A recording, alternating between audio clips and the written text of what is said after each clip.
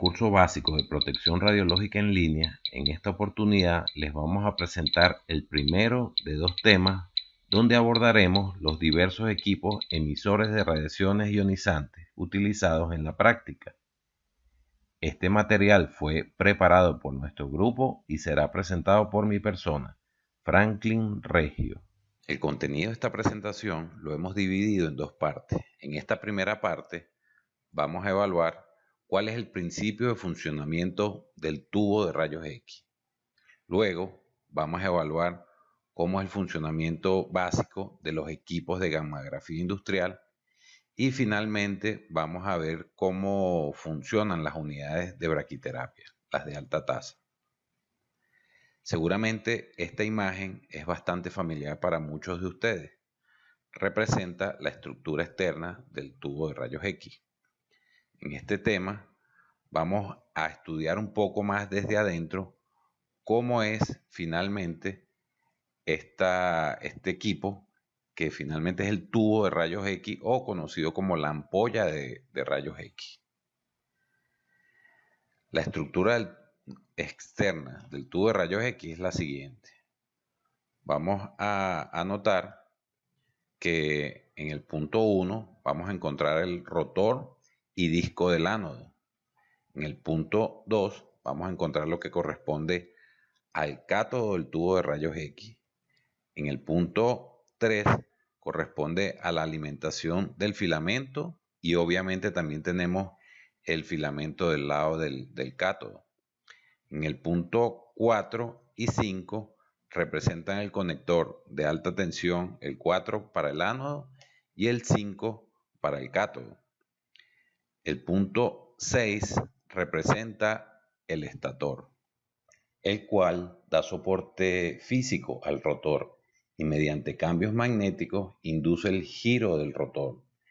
El punto 7 representa la ventana de radiación, por donde finalmente van a salir los haces de rayos X. El punto 8 representa todo lo que es la cubierta exterior del tubo, también conocido como carcasa. En el punto 9 vamos a estar hablando, toda esta estructura es conocida como colimador. En los puntos 10 y 11 son conocidos como diafragma, X y Y. El punto 12 va a ser el haz útil y el 13 y el 14 van a representar el bombillo y el espejo que en conjunto simulan la luz de campo. La imagen que vemos acá representa a un tubo de rayos X de ánodo fijo. Estos son principalmente utilizados en odontología y nos damos cuenta que su tamaño es relativamente pequeño. Ahora vamos a hablar un poco de los componentes del tubo de rayos X. Para ello vamos a chequear que tenemos en la estructura externa la envoltura de vidrio, que generalmente es de material de Pyrex para resistir las altas temperaturas y además también mantiene el vacío en su interior. Vamos a ver que también obtenemos el ánodo de cobre, que da soporte también al blanco de tungsteno. Vamos a encontrar al cátodo. Dentro del cátodo vamos a ver al filamento y también vamos a encontrar a la copa de enfoque. En esta imagen podemos visualizar tanto al filamento como a la copa de enfoque.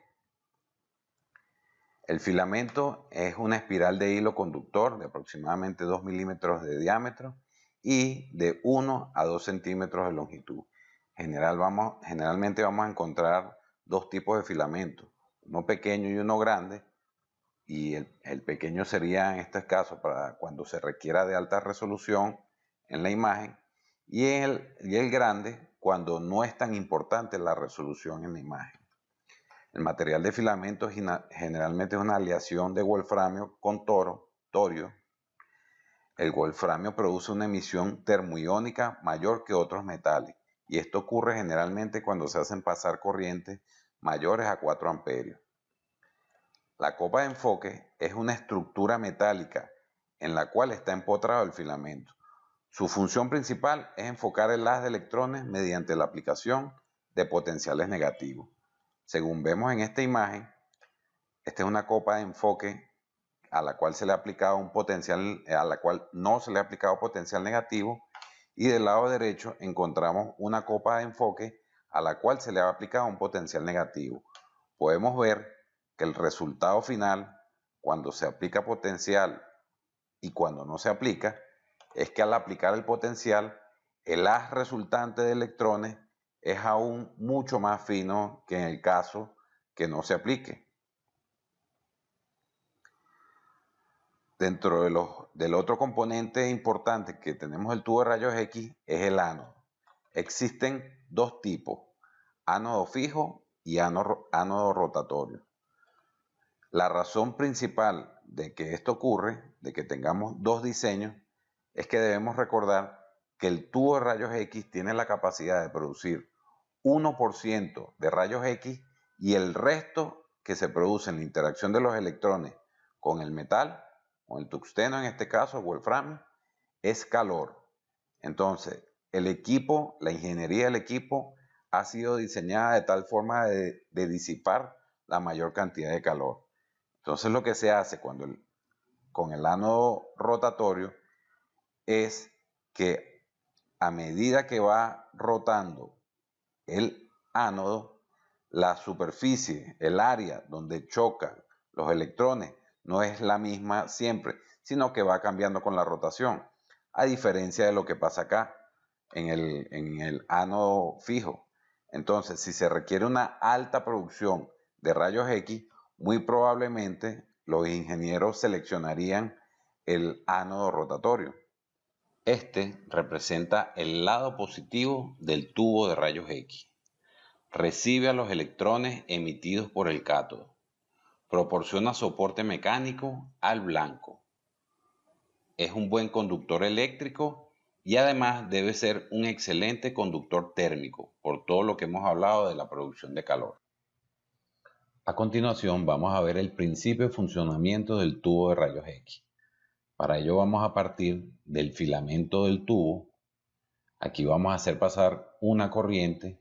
Sabemos que esta corriente a través de este filamento, por efecto termoiónico, va a generar una nube de electrones alrededor del filamento.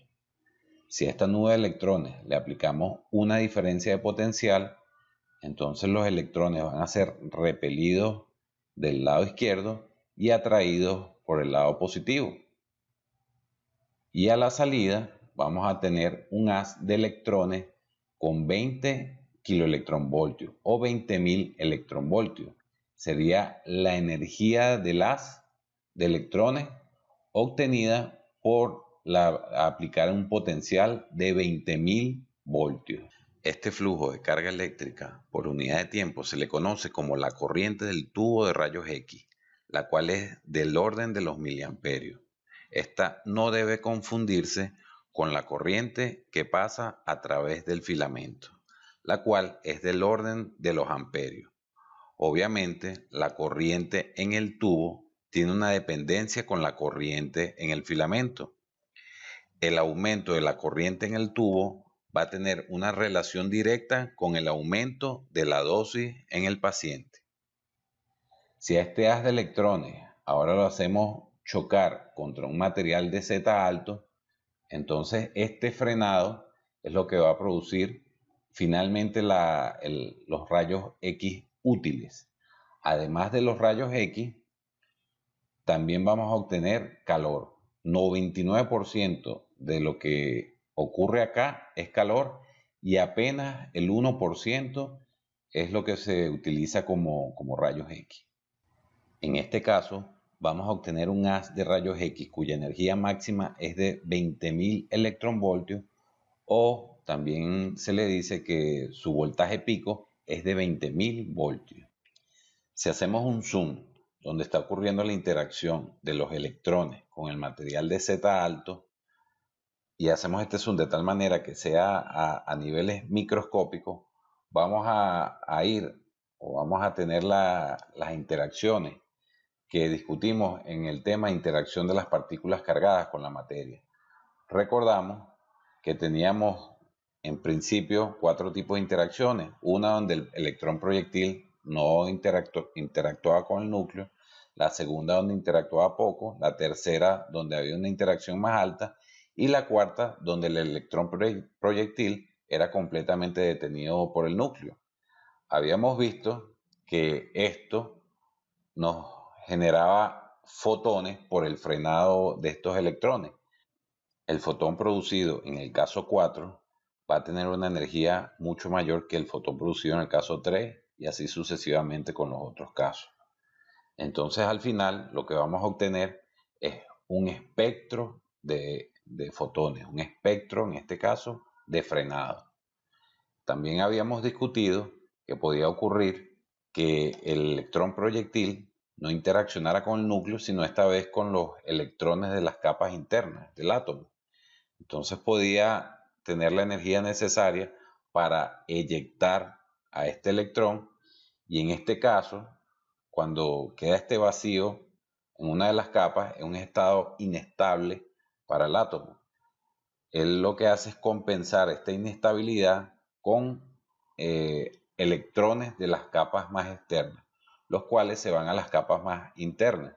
Y en esta transición se emiten fotones con una energía característica de la diferencia de energía de los niveles involucrados y característica del átomo en particular que está involucrado en la interacción con el haz de electrones. Entonces en el siguiente gráfico obtenemos la superposición de ambos espectros, el espectro de frenado y por otra parte el espectro de los rayos característicos. Entonces vamos a evaluar ahora cuáles son los factores que afectan el espectro de emisión de los rayos X. Vamos a iniciar con la influencia de la corriente en el tubo. En este caso tenemos dos espectros, uno obtenido con una corriente de 400 mA en el tubo y otro obtenido con una corriente de 200 mA en el tubo. Respecto al espectro característico, podemos notar que este se mantiene invariante, tal como lo esperábamos, porque no hay un cambio en el material del ánodo o el material blanco. Sin embargo, podemos notar que cuando aumentamos la corriente en el tubo, lo que hacemos es aumentar el número de rayos X por energía. Esto a la final se traduce a mayores dosis que van a estar llegando al paciente. También se traduce a que la película, a medida que aumentamos el MA, también vamos a hacer que la película se ennegrezca cada vez más. Entonces, el aumento del MA tiene que ser manejado con prudencia. Vamos a evaluar ahora la influencia del voltaje o de la diferencia de potencial aplicada entre cátodo y ánodo del tubo de rayos X. En el siguiente gráfico podemos notar que tenemos dos espectros, uno obtenido para 82 kilovoltios pico y otro obtenido para 72 kilovoltios pico. Podemos notar que el espectro característico se mantiene exactamente en la misma posición. Podemos notar que los fotones más energéticos se ven desplazados dependiendo del tipo de espectro que seleccionemos. 72 por ejemplo, para el menos energético y aproximadamente 82 para el más energético.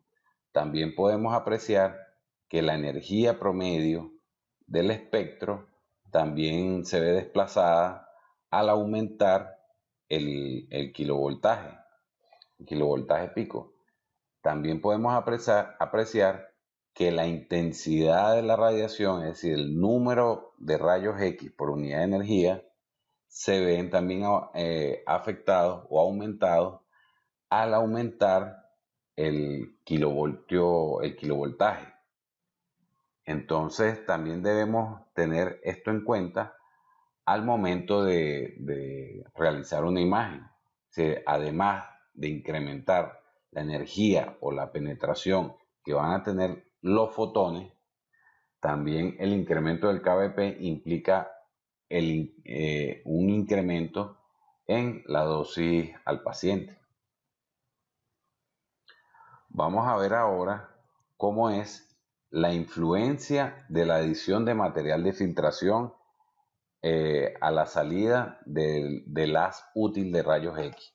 En este espectro, en este gráfico, tenemos dos espectros. Uno para un espectro obtenido con 2 milímetros de aluminio añadido entre la fuente y el espectrómetro, y otro obtenido con 4 milímetros de aluminio entre la fuente y el espectrómetro, entre la fuente y el paciente. Entonces, por un lado podemos notar que efectivamente el espectro característico se mantiene igual. También podemos notar que la energía máxima de los fotones también permanece igual, pero vemos que al agregar material de filtración, es decir, de pasar de 2 milímetros a 4 milímetros, podemos notar que esta parte del espectro se ve atenuada por la lámina interpuesta. De cierta forma, esto favorece al paciente, ya que estos fotones de baja energía que no van a contribuir a la imagen, sino que más bien lo que van a dejar a quedarse en el paciente, son eliminados al colocar o al aumentar el material de filtración. Entonces, el hecho de colocar material de filtración favorece al paciente en el sentido que se reduce la dosis que está llegando al paciente. Ok, vamos a evaluar ahora cómo es la influencia del número atómico del material del blanco. Esto generalmente lo vamos a ver es en el caso de mamografía, que tenemos la opción de cambiar los tipos de blanco. ¿Ok? En este caso podemos ver que el espectro característico sí sufre una modificación al cambiar el tipo de blanco que está involucrado. También podemos notar que hay materiales que son mucho más eficientes en la producción o en la producción del número de rayos X por unidad de energía. Entonces hay un cambio tanto en espectro característico, y también vamos a notar que hay un cambio en el espectro de frenado al momento de cambiar el número atómico del material blanco. Vamos a ver ahora cómo es la influencia de la forma de onda del voltaje que alimenta al tubo de rayos X. Entonces tengamos en cuenta que esta alimentación puede ser de forma monofásica, ¿okay? Que tengamos una alimentación AC o de corriente alterna. También podemos tener una alimentación trifásica, cuyo rendimiento es mucho mayor que en el caso de la monofásica. También podemos tener trifásica, que está rectificada. ¿Ok? Esto hace que el resultado final es que cada vez tengamos una corriente cada vez más directa, cada vez más DC en vez de AC. Y si a esto, por ejemplo, le hacemos más rectificaciones y más suavizado, quizás con unos diodos Zener, por ejemplo, vamos a obtener al final que hemos hecho una conversión de corriente alterna a una corriente DC. Esto tiene influencia en la forma del espectro. Vamos a darnos cuenta, por ejemplo, que para el espectro característico no hay ninguna modificación, ya que no estamos cambiando el blanco, pero sí vemos que hay una eficiencia, aumenta la eficiencia en la producción de los rayos X. Ya, por ejemplo, en esta curva vemos cómo es el monofásico. En la siguiente espectro vemos el trifásico, y en la alta frecuencia, ya cuando se hizo la rectificación del trifásico, por ejemplo, vemos que tenemos una gran eficiencia en la producción de los rayos X. Entonces, resumiendo, ¿cuáles son los factores que afectan el espectro de emisión de los rayos X? Pudimos notar que tenemos que la influencia de la corriente en el tubo tiene una modificación importante en el espectro. También hay una influencia del voltaje en el tubo, de la diferencia de potencial aplicada en el tubo. También hay una influencia en la adición de material de filtración. Vimos que al aumentar la cantidad de material de filtración, se produce el efecto de endurecimiento del haz. Es decir, desplazamos el promedio del haz de radiación hacia las energías mayores y los fotones de baja energía que no van a contribuir a la imagen son eliminados, ya que se quedan detenidos en el material de filtración. La influencia del número atómico del material blanco, aquí pudimos notar que este cambio es el que produce modificaciones en el espectro característico. En el resto, en las anteriores que acabamos de mencionar, no hay ninguna modificación en el espectro característico.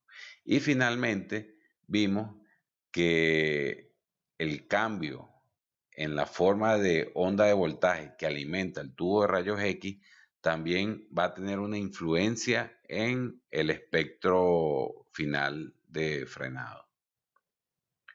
Entonces, ¿cuáles son los equipos que utilizan el tubo de rayos X? En odontología encontramos el tubo de rayos X, también lo vamos a encontrar en la fluoroscopía. Tenemos un tubo de rayos X, generalmente este tubo es de ánodo rotatorio. En la radiografía convencional también vamos a encontrar un tubo de rayos X con ánodo rotatorio. La tomografía, dado los largos tiempos de exposición, también vamos a encontrar un tubo de rayos X con ánodo rotatorio. Y en la radiografía industrial también encontramos un tubo de rayos X con ánodo rotatorio. ¿Y qué pasa con los tomógrafos de emisión de positrón? ¿Qué pasa con las gamma cámaras? Bueno, estos equipos son utilizados en medicina nuclear y ellos como tal funcionan solo como detectores, ya que la fuente es el propio paciente. ¿Cuáles son las consideraciones en la protección radiológica del personal ocupacionalmente expuesto y público en radiología? Bueno, en general, en la mayoría de los equipos utilizados en la radiología, la protección radiológica va a estar basada en el blindaje que se le diseña a las distintas salas. Existe una excepción, que es en el caso del intervencionismo, de la fluoroscopía, en el cual el público es protegido por el blindaje, pero el personal tiene que estar trabajando directamente con el haz de radiación. En este caso, se requiere que el personal tenga una protección adicional. Entonces vamos a estar hablando de operatividad, de cómo disminuir los tiempos, cómo maximizar la distancia y también de la colocación de blindaje sobre el propio personal, es decir, del uso de petos, de gafas plomadas para reducir finalmente la dosis que está llegando al personal ocupacionalmente expuesto.